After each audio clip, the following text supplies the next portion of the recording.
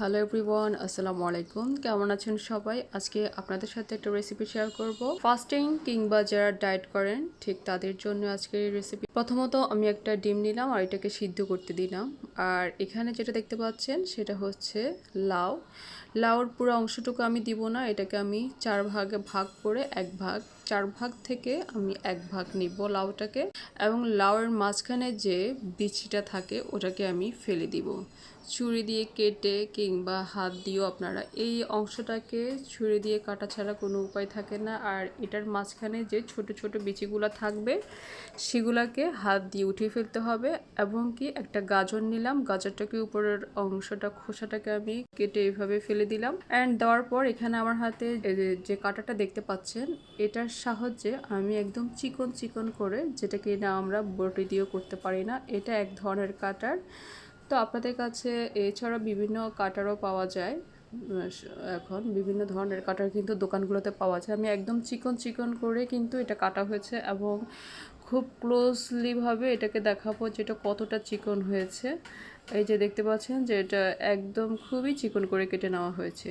এরপরে আমি এটা সম্পূর্ণ অংশই এভাবে আমি কাটা দিয়ে কেটে নিলাম। অ্যান্ড এরপরে নিব হচ্ছে গাজর। গাজরটাকেও ঠিক একইভাবে কেটে নিতে হবে এবং লাউয়ের পরিমাণটা যেন আপনি 1 মুঠ দিয়ে ধরতে পারেন, ঠিক হাতের মুঠের 1 মুঠ এভাবে এরকম চিকন চিকন করে কেটে নিয়েছি। এবং গাজরও সেম, এটাও চিকন চিকন করে কেটে নিয়েছি। এখন দুইটাকে প্রথমে ভাজি করব লাউটাকে। আর এটার সাথে দেওয়ার জন্য আমি নিলাম সজনা পাতা। তো এটা আমার গাছে ছিল, তো আমি একটা ঢাল ওখান থেকে কেটে নিলাম। এটা শুধু পাতাটা আমি ব্যবহার করব। এখন এগুলোকে ভাজি করব।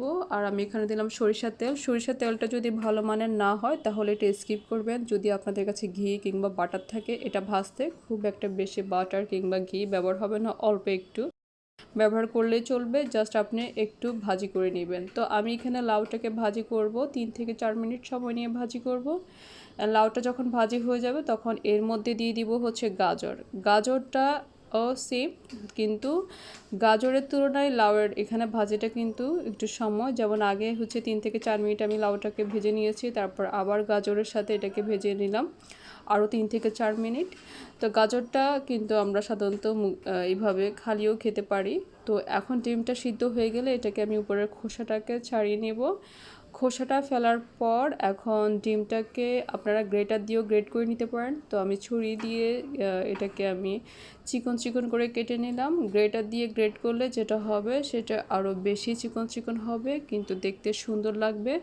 তো আমি ছুরি দিয়ে ঠিক এভাবে কেটে নিলাম। আর দিলাম হচ্ছে 2 থেকে 3টা কাঁচামরিচ দিয়েছি, আপনারা আপনাদের পছন্দ অনুযায়ী দিবেন।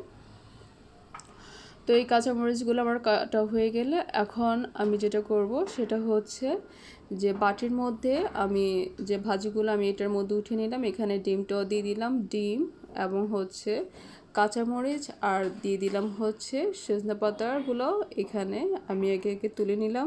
এবং দিয়ে দিলাম হচ্ছে ধনেপাতা। এটা এক ধরনের ধনেপাতা, আমরা সবসময় এই ধনেপাতাটা এটা সবার চেনার কথা। তো আমি এখানে দিয়ে দিলাম ধনেপাতা। অ্যান্ড ধনেপাতা দেওয়ার পর এখানে দিলাম হচ্ছে লবণ। লবণ দেওয়ার পর এটাকে একটু ভালো করে মিক্সড করে নিব। আর এটা যেন সুন্দর করে ভাজা হয় এই জন্য এখানে আরও 2টা ডিম অ্যাড করব। তো একজনের জন্য 3টা ডিম, সে সারাদিন ফাস্টিং করার পর, ফাস্টিং বলতে হচ্ছে আমরা রোজা রাখাকে বলি, আর যারা ডায়েট করে তাদের জন্য বলবো যে আপনারা 3টা ডিম এরকম সবজি মিক্সড করে খেতে পারেন। তো এটাতে আমি এখানে 2টা ডিম দিয়ে দিলাম, পেঁয়াজ দিয়ে দিলাম পরিমাণ মতো। এটাকে আমি একটু ভালো করে মেখে নিব। দেন মেখে নেওয়ার পর আবার সরিষার তেল দিয়ে এটাকে ভেজে নেব এবং ভাজার সময়টা একদম মিডল আঁচে রেখে এটাকে ভেজে নেব। যেহেতু ডিম দিয়ে জিনিসটা কোডিং করা থাকবে, তো ডিমটা খুব তাড়াতাড়ি হয়ে যায়, এই জন্য এটা হচ্ছে খুব আস্তে আস্তে এই ভাজিটা করতে হবে।